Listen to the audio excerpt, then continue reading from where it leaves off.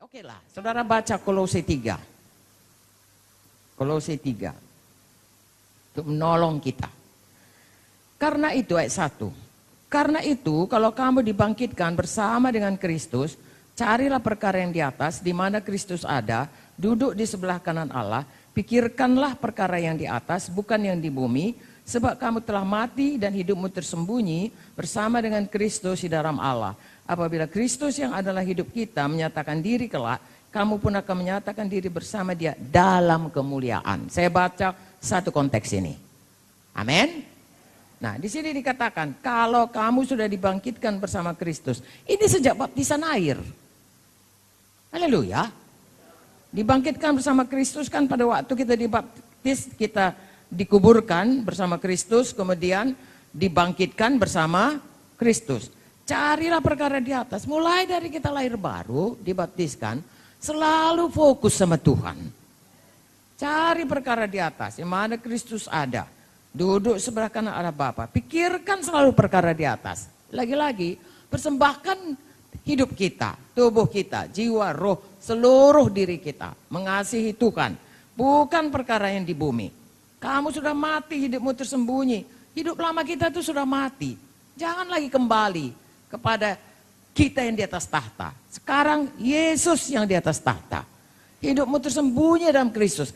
Hidupku ini bukannya aku lagi, tapi Kristus hidup dalamku. Itu semua yang saya sampaikan kepada saudara adalah ayat demi ayat demi ayat. Haleluya. Ya. Lalu kita lihat di sini, kalau Kristus nanti menyatakan diri, kita pun dalam kemuliaannya. Amin, saudaraku. Tuhan mau kita kembali kepada kemuliaannya. Pada waktu Dia ciptakan kita kemuliaan, pada waktu berdosa kehilangan kemuliaan, Tuhan pulihkan kita dari kemuliaan yang semakin besar, semakin besar, semakin besar. Siapa yang melakukannya? Roh Kudus. Jadi kabar baik sekali saudaraku, pada waktu kita selamat, Tuhan berikan Roh Kudusnya dalam kita. Yesus ada dalam kita, dalam Roh Kudus ada dalam kita. Nah kalau Yesus sekarang, tubuh manusia Yesus, ada di sebelah kanan Bapa di sorga. Tapi Dia katakan, bergunalah aku naik ke sorga, supaya aku mengirimkan penolong itu yang sama seperti aku untuk menolong kamu.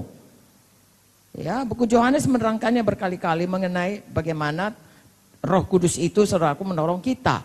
Ya, tapi biarlah kita tahu bahwasanya hidup kita ini jadi terbelah dua. Satu, tunduk kepada Roh Kudus untuk hidup bagi Tuhan. Satu, tunduk pada kehendak daging untuk dipikat, diseret sampai kepada dosa.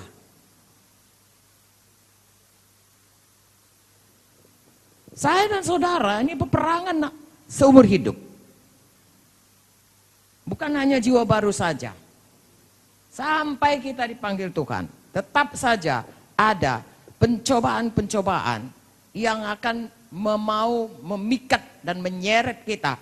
Sehingga kalau kita setuju, ya pencobaan itu dibuahi menjadi dosa, dosa itu berkembang terus. Kalau tidak dibunuh, digugurkan saudaraku, ya dengan kuasa Roh Kudus, matikan itu semuanya, saudaraku dengan darah Yesus, dengan firman Tuhan, ya dengan iman yang teguh, dengan tindakan untuk bertobat sungguh-sungguh, saudaraku itu kan melahirkan dosa. Kalau Raja Daud pun saudaraku bisa kalah, enggaknya kita lebih hebat dari Raja Daud. Ya, semua hamba-hamba Tuhan yang dituliskan dalam Alkitab, ada semuanya, ada hal-hal yang membuat mereka itu bisa melanggar, dipikat, diseret itu. Itu dituliskan supaya kita belajar. Haleluya. Ya, Tuhan sangat baik saudaraku. Roma 8, kita baca lagi Roma 8. Sebenarnya mulai dari ayat 1 ya. Roma 6 kita bukan lagi hamba dosa, tapi sudah hamba kebenaran. Roma 7 bagaimana kita berjuang supaya kita mengerjakan apa yang kita mau karena Roh Kudus ada di dalam. Tetapi daging kita ini suka melakukan apa yang berlawanan dengan firman. Roma 8 saudara baca apa kepalanya? Hidup oleh roh. Ya, jadi di sini diterangkan hidup oleh roh. Paling tidak sampai ayat 17. Ya, sampai ayat terakhir ayat 39 kita lebih daripada orang yang menang. Haleluya. Dengan iman yang teguh. Haleluya saudaraku. Jadi Roma 8 hidup oleh roh. Saudara baca ya mulai dari ayat 1. Kita baca saja. ayat 1. Demikianlah sekarang tidak ada penghukuman bagi mereka yang ada dalam Kristus Yesus. Roh yang memberi hidup telah memerdekakan kamu dalam Kristus dari hukum dosa dan hukum maut. Sebab apa yang tidak mungkin dilakukan hukum Taurat karena tak berdaya oleh daging, telah dilakukan oleh Allah dengan jalan mengutus anaknya sendiri dalam daging yang serupa dengan daging yang dikuasai dosa karena dosa. Ia telah menjatuhkan hukuman atas dosa di dalam daging supaya tuntutan hukum Taurat digenapi dalam kita yang tidak hidup menurut daging tapi menurut roh.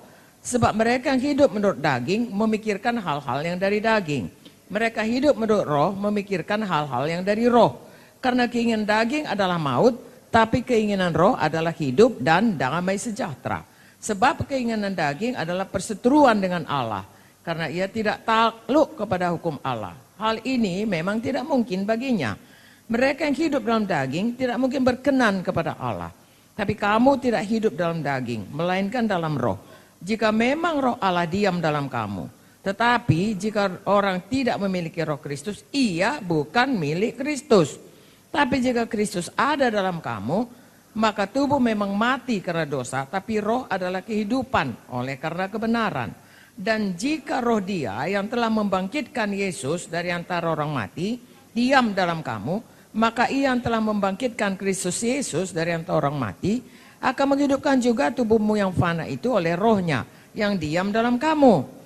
Jadi saudara-saudara, kita adalah orang yang berhutang bukan kepada daging, supaya hidup menurut daging.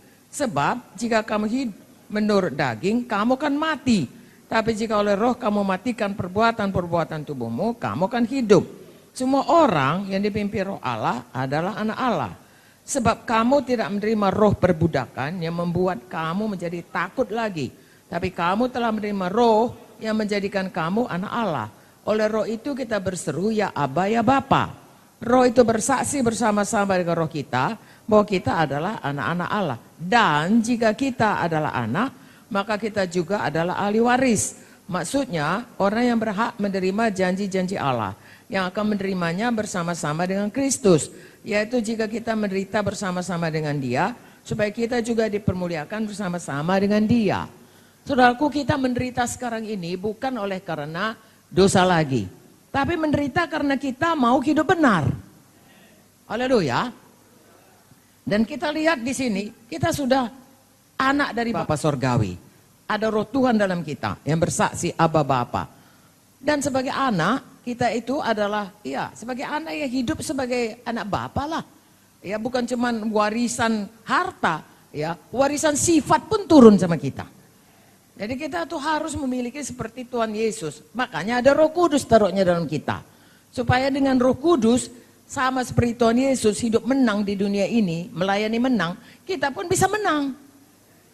Dengan roh kamu matikan semua kehendak daging. Tuhan Yesus gak pernah berdosa selama di dunia ini.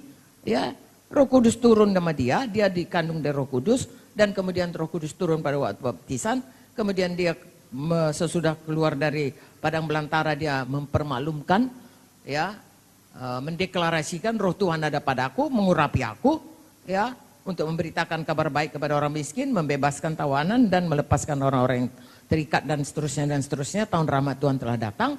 Nah, kita juga diberikan Tuhan roh itu supaya kita bisa menang terhadap dosa. Di sini dikatakan tadi, saudaraku, roh yang memberi hidup telah memerdekakan kamu dalam Kristus dari hukum dosa dan hukum maut. Ya, ayat 13 berkata, dengan roh kamu mematikan semua kehendak daging itu. Jadi ada kuasa dalam kita. Bagian kita kepada siapa kita tunduk? Kalau kita tunduk kepada Roh Kudus, peka dengar suaranya, patuh kepadanya, menyangkal diri untuk hidup dalam jalan-jalan yang ditunjukkannya, maka kita seperti Tuhan Yesus. Ya, kita itu orang yang lebih dari orang yang menang. Tuhan memberikan kepada kita kehidupan kekal yang tambah hari, 2 Korintus 3:18 berkata, tambah masuk dalam kemuliaan yang semakin besar. Haleluya. Mengapa? Karena semua zoe, semua karakter kehidupan, Yohanes 15, ya, carang melekat kepada batang itu, kita dekat dengan Tuhan, melekat kita sama Dia, bertambah hari zatnya bertambah banyak, kasihnya bertambah banyak, ya, hikmatnya bertambah banyak, kuasanya bertambah, maka akan kelihatan buah Roh Kudus itu, buah dari kehidupan yang kudus itu bertambah-tambah seperti Yesus ada dalam kita. Nah, hal inilah yang dikehendaki Tuhan dari kita.